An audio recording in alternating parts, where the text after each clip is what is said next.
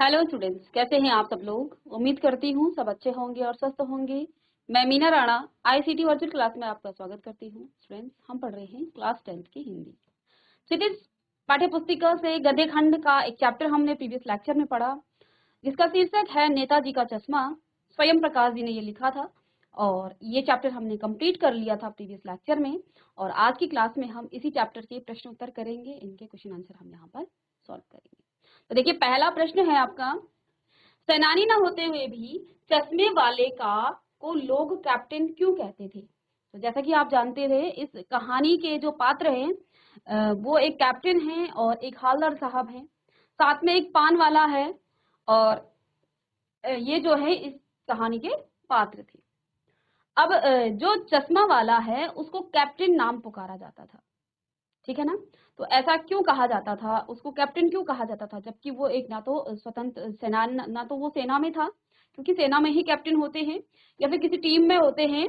तो यहाँ पर उस चश्मे वाले को कैप्टन क्यों कहा करते थे, क्यों क्यों कहा जाता था, ये प्रश्न आया है। तो देखिए, क्योंकि जो चश्मा वाला था वो जो है नेताजी के उस स्मारक पर, जो कि उस कस्बे के, छोटे से कस्बा जिसकी ये कहानी है, उसके बाजार चौराहे पर जो स्मारक बनाया गया था नेताजी सुभाष चंद्र बोस जी का, उस चश्मे को, उस स्मारक पर जो है उनका रियल चश्मा नहीं था। यानी कि मूर्ति जो बनी हुई थी, स्मारक जो बना हुआ था वो संगमरमर का था, लेकिन चश्मा जो है जैसा हम पहनते हैं यह रियल का चश्मा था, लगाया था उस पे। और हर बार वो चश्मा जो है चेंज होता था। हालदार साहब हर 15 दिन में अपनी जो बिजनेस के काम के सिलसिले से उधर से जाया करते थे, और वो देखते हैं कि हर बार उस स्मारक का जो चश्मा है वो बदलता रहता है। फिर वो बाद में जो है पान वाले को पूछते हैं कि ये जो चश्मा है ये कौन बदलता है। तो फिर पान वाला जवाब देता है, कैप्टन। तो फिर इस पर हालदार साहब क्या पूछते हैं कि वो कैप्टन क्या वो कोई स्वतंत्रता सेनानी है या फिर वो किसी आर्मी में है। तो वो कहते हैं कि वो क्या सेना में जाएगा, वो तो लंगड़ा है। तो वो एक वृद्ध व्यक्ति था और वो जो है उसकी अपनी दुकान भी नहीं थी, चश्मा वाला था, फेरी लगाता था और बंद दुकान के सहारे जो है वो अपने चश्मों को टांग करके बेचा करता था। अब सवाल ये था कि वो हर बार चश्मे को चेंज क्यों करता था। तो जो उसके पास कस्टमर आते थे, जो उसके ग्राहक आते थे, यदि उनको जैसा नेताजी ने चश्मा पहना है वैसा चाहिए होता था, तो वो जो कैप्टन है यानी कि जो चश्मा वाला है, वो वहां से नेताजी का चश्मा उतार करके उन ग्राहकों को दे देता था, उस अपने कस्टमर को दिया करता था। और जो भी उसके पास अवेलेबल जो दूसरा चश्मा है वो नेताजी के स्मारक को पहना देता था। लेकिन फिर भी वो जो है नेताजी के स्मारक पर हर बार चश्मा लगाया करता था, कभी वो जो है बिना चश्मे के नहीं दिखाई देता था। तो यहाँ पर जो पहला प्रश्न है वो कहा गया है कि सेनानी न होते हुए भी चश्मे वाले को लोग कैप्टन क्यों कहते थे, ऐसा क्यों कहा जाता था। ठीक है, तो इसका उत्तर है, सेनानी न होते हुए भी चश्मे वाले को लोग कैप्टन इसलिए कहते थे क्योंकि उसके अंदर जो है देशभक्ति की जो भावना है वो कूट कूट कर भरी हुई थी। ठीक है, वह जो है स्वतंत्रता आंदोलन में भाग लेने वाले सेनानियों का भरपूर सम्मान करता था। वह नेताजी की मूर्ति को बार बार चश्मा पहनाकर देश के प्रति अपना अगाध जो है श्रद्धा प्रकट करता था, या देश के प्रति जो है त्याग और समर्पण की भावना जो है उसके हृदय में भी जो है एक फौजी से कम नहीं थी। उसके मन में जो है अपने देश के प्रति त्याग और समर्पण का भाव था। ठीक है, वो चाहता तो चश्मा ना भी लगाता, लेकिन उसे जो है नेताजी की बिना चश्मे वाली जो स्मारक या मूर्ति है वो अच्छी नहीं लगती थी। ठीक है, तो इसलिए वो हर बार नेताजी के मूर्ति पर क्या किया करता था, चश्मा लगाया करता था। उसको कैप्टन इसलिए कहा गया क्योंकि वो जो है एक सेनानी तो नहीं था, लेकिन वो जो है देश के प्रति जो है उसकी क्या थी, देशभक्ति की उसके अंदर जो है भावना थी। और इसी भावना के चलते, क्योंकि वो त्याग और समर्पण की भावना थी, ठीक है, तो और शायद उसकी जगह कोई और होता तो उस चश्मे को ना लगाता कि कहीं कोई चुरा ना ले, क्योंकि जब चौराहे पर लगा है तो कोई चुरा भी सकता है। लेकिन उसका त्याग था वो नेताजी के प्रति, और नेताजी तो एक महान देशभक्त रहे ही हैं, सभी जानते हैं सुभाष चंद्र बोस के बारे में। तो यहाँ पर इसीलिए उसको जो है कैप्टन के नाम से पुकारा जाता था। ठीक है, और शायद ये प्रश्न आपको उस चैप्टर में भी नहीं मिला होगा, लेकिन ये प्रश्न का उत्तर आपको यहाँ पर मिल गया है। चलिए तो लिख लेंगे, पहले प्रश्न का उत्तर लिखेंगे कि सेनानी न होते हुए भी, जल्दी जल्दी लिखिएगा, सेनानी न होते हुए भी चश्मे वाले को लोग कैप्टन इसलिए कहते थे क्योंकि उसके अंदर देशभक्ति की भावना, क्योंकि उसके अंदर देशभक्ति की भावना कूट कूट कर भरी हुई थी। वह स्वतंत्रता आंदोलन में भाग लेने वाले सेनानियों का भरपूर सम्मान करता था। नेताजी का सम्मान ही तो करता था वो।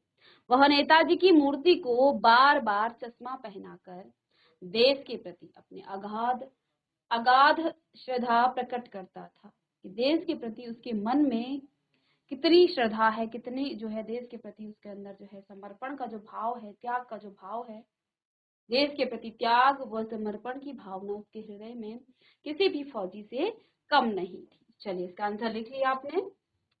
चलिए इसके बाद आपका नेक्स्ट जो प्रश्न है, दूसरा प्रश्न क्या है,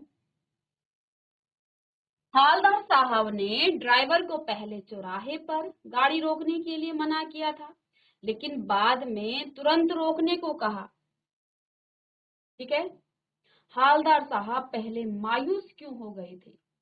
मूर्ति पर सरकंडे का चश्मा क्या उम्मीद जगाता है?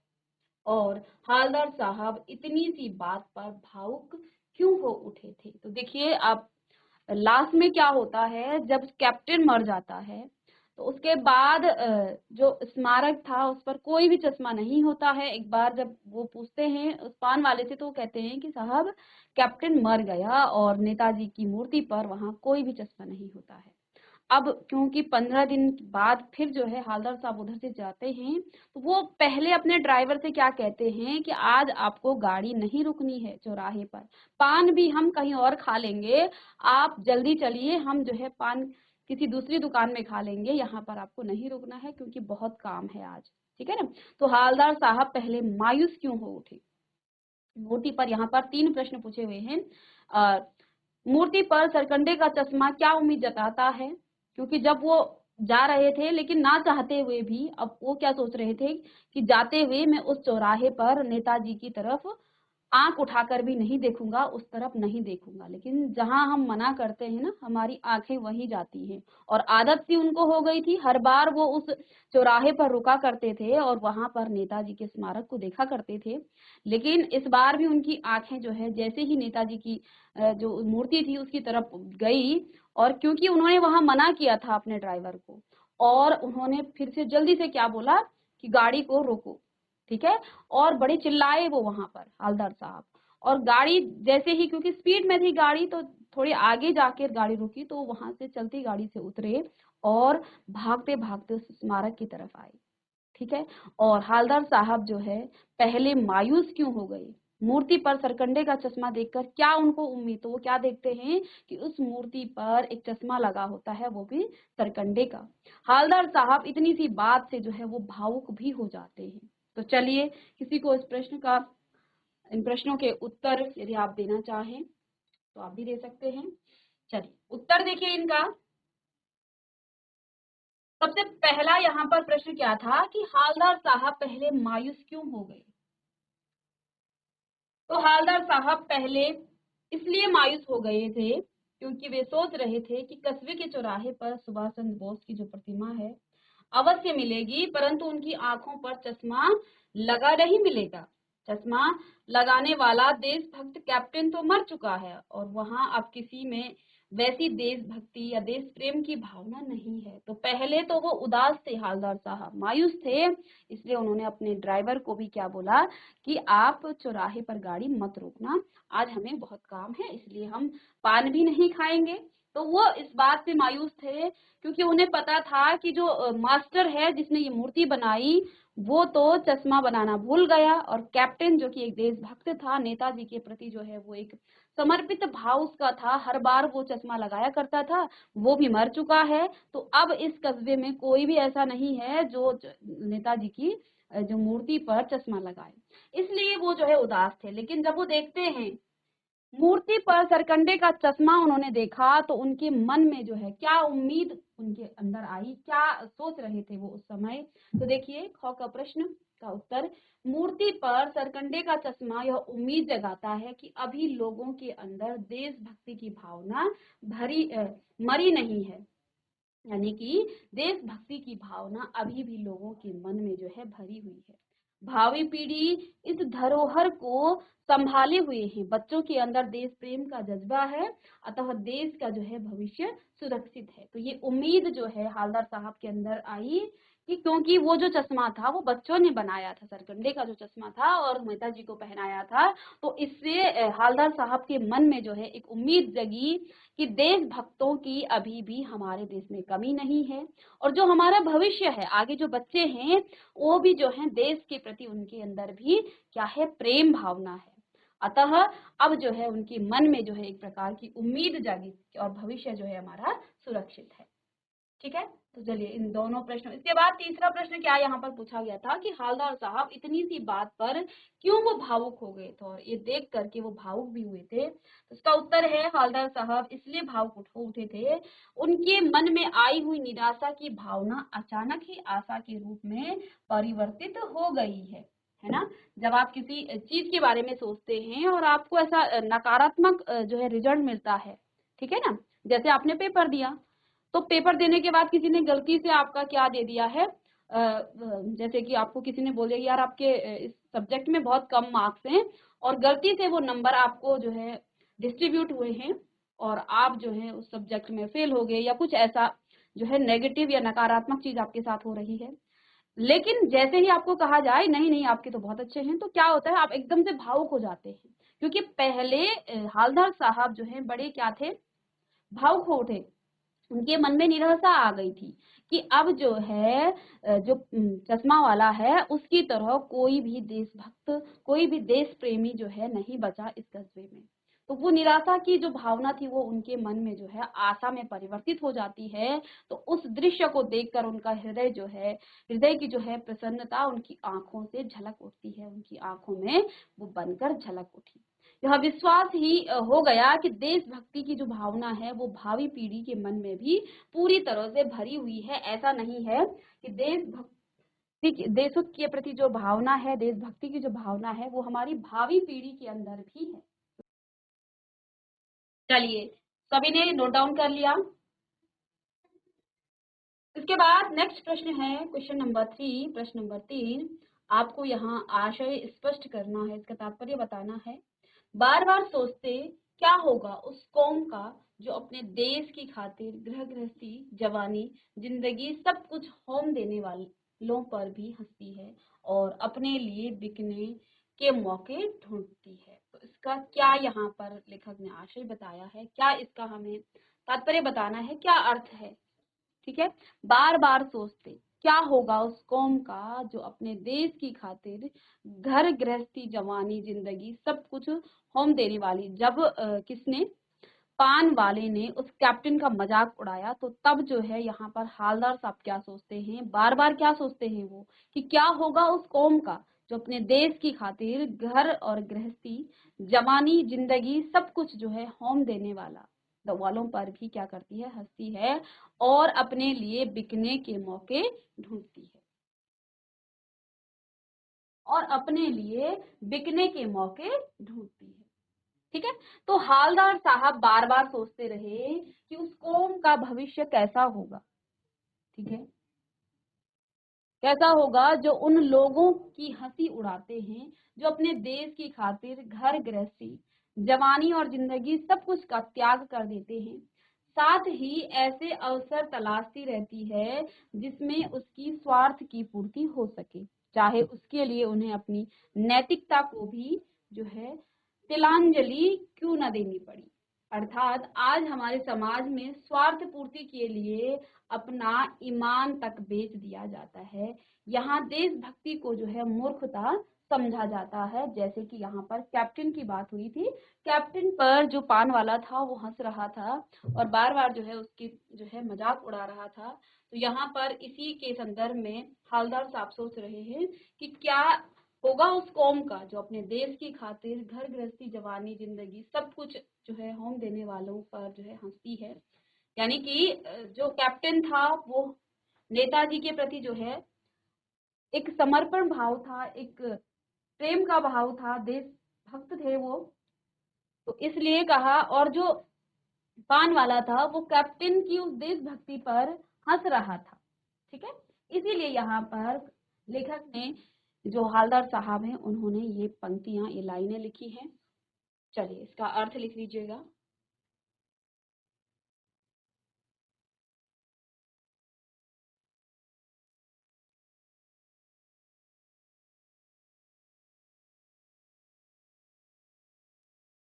चलिए इस प्रश्न का उत्तर लिखेंगे, क्या इसका आशय है। जल्दी से नोटबुक निकालिए बच्चे सभी। इससे पहले के प्रश्न लिख लिए आपने। भागलपुर माँ, जी ऐसी भागलपुर माँ। चलिए आपने इसको नोट डाउन कर लिया तो हैंडल कीजिएगा। अब यहाँ पर देखिए, पान वाले का एक रेखा चित्र प्रस्तुत कीजिए। पान वाला था, ठीक है। आपने ये चैप्टर पढ़ा है क्या इससे पहले? हमारी क्लास में आपने पढ़ा ये चैप्टर? क्वेश्चन आंसर तो आप तभी करेंगे ना जब चैप्टर आप पढ़ेंगे। आप चैप्टर पढ़ चुके हैं क्या? हैंड रेज कीजिए, आप इससे पहली क्लास में थे या नहीं? चलिए आपने चैप्टर पढ़ लिया, ठीक है। तो देखिए, पान वाले का एक रेखा चित्र प्रस्तुत कीजिए। इसका उत्तर है, सड़क के चौराहे के किनारे एक पान की दुकान में एक पान वाला बैठा है, ठीक है ना। तो एक स्टोरी यदि आपने नहीं भी पढ़ी है तो ये जो कहानी है ये नेताजी की एक मूर्ति की कहानी है। एक छोटा सा मैं एक सारांश में आपको बता देती हूँ क्या कुछ इस चैप्टर में है, इस गद्य खंड में क्या है। तो सड़क के किनारे बीच बाजार में चौराहे पर एक स्मारक है नेताजी सुभाष चंद्र बोस जी का।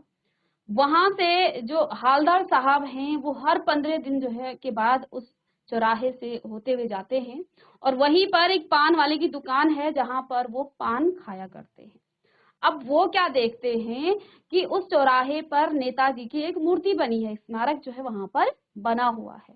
लेकिन उस स्मारक के पर जो है, क्योंकि जो मूर्ति बनी थी वो संगमरमर के पत्थर की बनी थी, उस पर जो संगमरमर के पत्थर से नेताजी का चश्मा नहीं बना था, ठीक है ना। अब यहाँ पर वो जितनी बार उस चौराहे से, उस बाजार से निकलते थे, उस कस्बे से निकलते थे, पान खाते, और जैसे ही उनकी नजर नेताजी के स्मारक की तरफ पड़ती, वो क्या देखते हैं, हर बार जो है नेताजी के जो स्मारक है उस पर अलग अलग जो है चश्मा, कभी गोल, कभी चकोर, कभी काला, कभी पीला, कभी जो नजर का चश्मा होता है, अलग अलग चश्मा जो है नेताजी के स्मारक पर हर बार वो देखते हैं, हर 15 दिन में जब देखते हैं। अब जो है उनकी जो अंदर की, जिससे वो सोचते हैं ये कर कौन रहा है, कैसे ये बार बार जो है चेंज होता जा रहा है, कैसे ये बदला जा रहा है। तो फिर वो पान वाले से पूछते हैं कि क्यों भाई, तुम्हारे नेताजी का जो चश्मा है वो हर बार कैसे बदल जाता है। तो इस पर पान वाला क्या उत्तर देता है कि साहब कैप्टन करता है। कौन करता है? कैप्टन। अब कैप्टन यहाँ पर कौन है? कैप्टन जो है एक चश्मे वाला है और वो एक पांव से लंगड़ा भी है, साथ ही साथ वो दुर्बल और एक वृद्ध व्यक्ति भी है। तो कैप्टन करता है, तो अब उसे समझ में नहीं आता है कि कैप्टन ऐसा क्यों करता है। तो जब हवलदार साहब उनसे, पान वाले से फिर पूछते हैं, तो तब पान वाला बताता है कि जब कोई ग्राहक आता है, कोई कस्टमर आता है और कस्टमर को वैसा ही चश्मा चाहिए जैसा नेताजी को पहनाया गया है, तो वो फिर क्या करता था कैप्टन, वहां से नेताजी का चश्मा निकाल करके उस ग्राहक को दे देता था और उसके बाद उस पर दूसरा जो चश्मा है वो लगा देता था जो उस चश्मे वाले के पास अवेलेबल था। तो इस प्रकार से सिलसिला चलता जा रहा था। लेकिन एक बार फिर जो है 2 साल तक ये जो सिलसिला है वो चलता गया, ठीक है। तो एक दिन जो है हवलदार साहब उससे पूछते हैं कि ये कैप्टन कौन है। तो वो बोलते हैं कि ये जो है एक लंगड़ा व्यक्ति है जो कि वृद्ध है और इसकी अपनी भी दुकान नहीं है, और ये साथ ही साथ ये जो है फेरी लगाता है, चश्मे की जो है ये बेचता है, ठीक है ना। तो इस पर जो है 2 साल के बाद वो क्या देखता है हवलदार साहब, वहां पर क्या देखते हैं कि नेताजी के स्मारक पर चश्मा नहीं था, ठीक है। सारी दुकानें बंद थी चौराहे की, चौराहे पर जितनी भी दुकानें थी ज्यादातर दुकानें बंद थी। अब उसके बाद उस समय तो हवलदार साहब कुछ पूछ नहीं पाए, लेकिन नेक्स्ट टाइम जब आए तो उन्होंने पान वाले से फिर पूछा कि तुम्हारे नेताजी का चश्मा कहाँ है। तो फिर वो पान वाला जो है बड़े ही दुख भरे शब्दों में क्या कहता है कि साहब कैप्टन मर गया।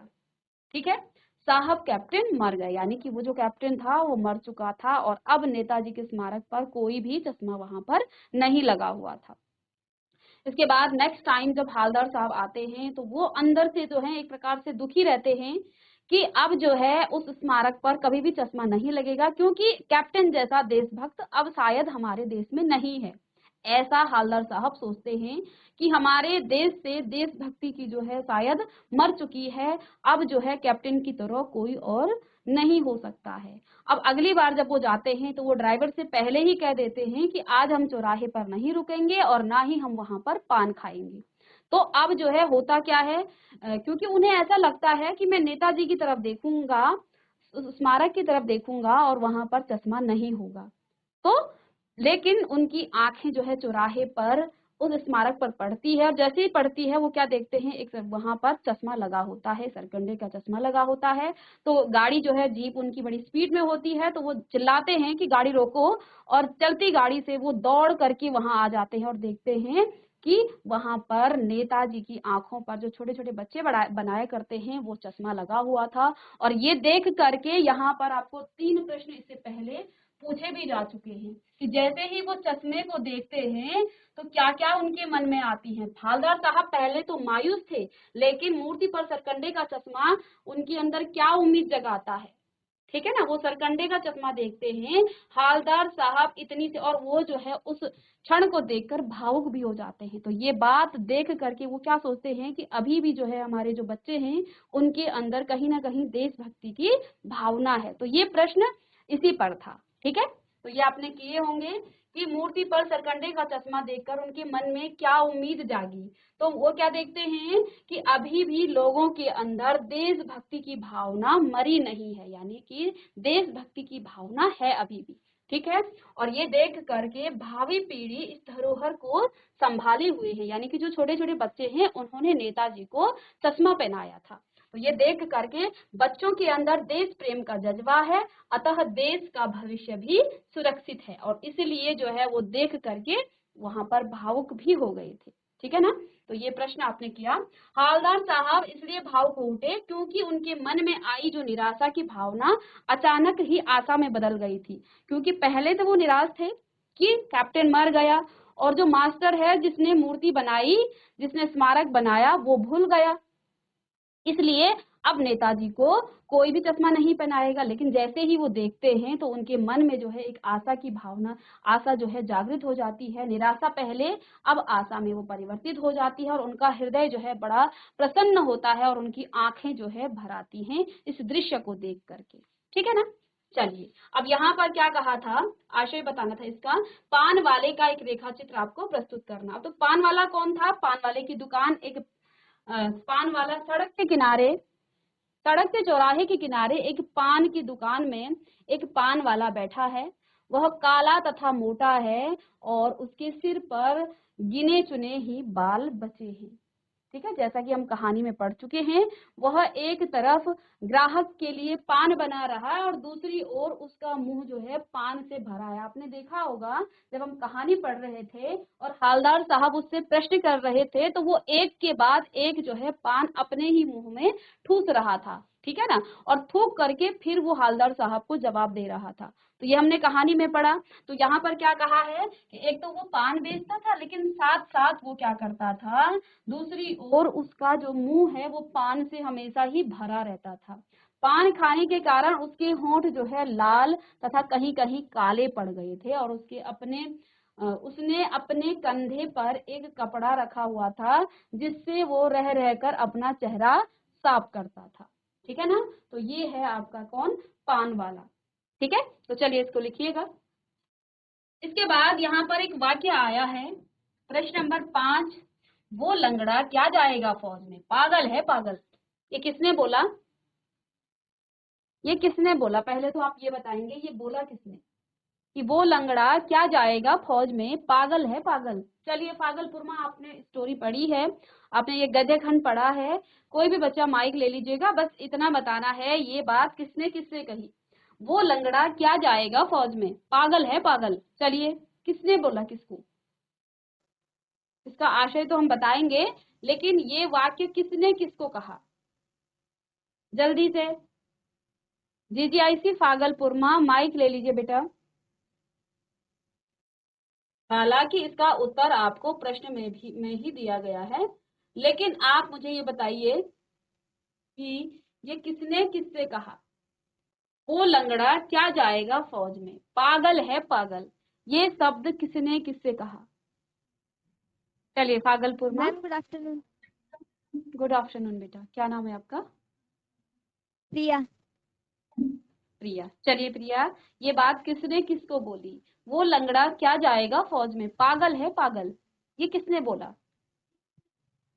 मैम ये पान वाले ने कहा था हालदार साहब जी से। किसको कहा? हालदार साहब को, मतलब कि ये पान वाले ने हालदार साहब से कहा था, और क्या कहते हैं उसको कहा था, कैप्टन के लिए कहा था। कैप्टन के लिए कहा था, और कैप्टन है कौन? मैम कैप्टन क्या कहते हैं एक सच्चा देशभक्त है, क्या कहते हैं जिसको नेताजी की मूर्ति से बहुत प्रेम था, और क्या कहते हैं वो नेताजी के चश्मे बदला करता था। लेकिन यहाँ पर काम क्या करता था वो? ठीक है, ये तो उसने मैम वो देशभक्त था नेताजी के। हाँ, चश्मा बनाने का काम करता था, चश्मा बेचने का बेचता काम भी किया था। करता था। वेरी गुड बेटा, बैठ जाइए। तो देखिए, थैंक यू वो मैम। लंगड़ा क्या जाएगा, बैठ जाइए। वो लंगड़ा क्या जाएगा फौज में, पागल है पागल। कैप्टन के प्रति पान वाले की इस टिप्पणी पर अपनी प्रतिक्रिया लिखिए। ठीक है, तो अपनी टिप्पणी आप स्वयं भी लिखेंगे, क्योंकि अपनी टिप्पणी लिखनी है तो बुक वाले या हमारी टिप्पणी नहीं लिखनी है, आप सभी ने अपनी टिप्पणी लिखनी है कि क्या उसने ये सही कहा। और यहाँ पर जो हालदार साहब थे उनको भी ये जो पान वाले की बात उनको भी नहीं भाई, उनको भी अच्छी नहीं लगी, क्योंकि कैप्टन कहीं ना कहीं एक देशभक्त था, नेताजी के प्रति जो है वो क्या था, समर्पित था। हर बार वो एक नया चश्मा नेताजी के स्मारक को, नेताजी की मूर्ति को लगाया करता था, तो उनको जो है ये बात अच्छी नहीं लगी। लेकिन आपको अपनी यहाँ पर अपनी प्रतिक्रिया, यानी कि आपको अपने विचार बताने हैं कि क्या पान वाले ने ये सही कहा तो क्यों कहा, और गलत कहा तो क्यों कहा है। ठीक है, तो आप अपने शब्दों में इस प्रश्न का उत्तर लिखेंगे। बाकी इस प्रश्न का उत्तर यहाँ पर भी लिखा हुआ है। कैप्टन के बारे में हालदार साहब द्वारा पूछे जाने पर पान वाले ने टिप्पणी की कि वो लंगड़ा क्या जाएगा फौज में, ऐसा ही कहा, वह तो पागल है। पान वाले द्वारा ऐसी टिप्पणी करना उचित नहीं था। ठीक है, कैप्टन शारीरिक रूप से अक्षम था, क्योंकि जो है उसका एक पैर जो है लंगड़ा था वो। ठीक है, और ऐसा जो है हम कभी भी किसी को हमें नहीं कहना चाहिए। ठीक है ना, ये जो है ये बात हमें आपके आसपास भी कई बार ऐसे जो हैं दिव्यांग या ऐसे जो शारीरिक रूप से जो अक्षम बच्चे होते हैं या कोई बड़े भी होते हैं, तो कभी भी उनके बारे में हमें इन शब्दों का प्रयोग नहीं करना चाहिए। ठीक है ना, तो ये जो है गलत बात है। ठीक है, तो वो जो है शारीरिक रूप से जो है अक्षम था, और जिसके लिए वह फौज में नहीं जा सकता था, परंतु उसके हृदय में जो है जो अपार देशभक्ति की जो है भावना थी, वह किसी फौज से कम नहीं थी। ठीक है ना, वो दिल से जो है वो नेताजी के स्मारक को चश्मे पहनाया करता था, तो वो एक सच्चा देशभक्त था। ठीक है ना, और ना ही उसे ऐसा करने के लिए कोई कहता था, वो अपनी मर्जी से करता था, अपने मन से वो ये काम करता था, इसलिए वो एक देशभक्त था। कैप्टन अपने कार्यों से जो असीम देश प्रेम प्रकट कर रहा था, उसी कारण पान वाला जो है उसे पागल कहता था। पान वाले ने उसकी जो उस हरकत, देश प्रेम की जो भावना उसके मन में थी, उसी भावना को उसने क्या कहा कि वो पागल है पागल, वो क्या जाएगा फौज में ना। ऐसा कहना पान वाले के लिए जो है स्वार्थ परत की भावना को जो है दर्शाता है, जो सर्वथा अनुचित है। वास्तव में पागलपन की हद तक जो है देश के प्रति त्याग व समर्पण की भावना रखने वाले व्यक्ति जो है क्या करते हैं, श्रद्धा का पात्र है, उपहास का नहीं।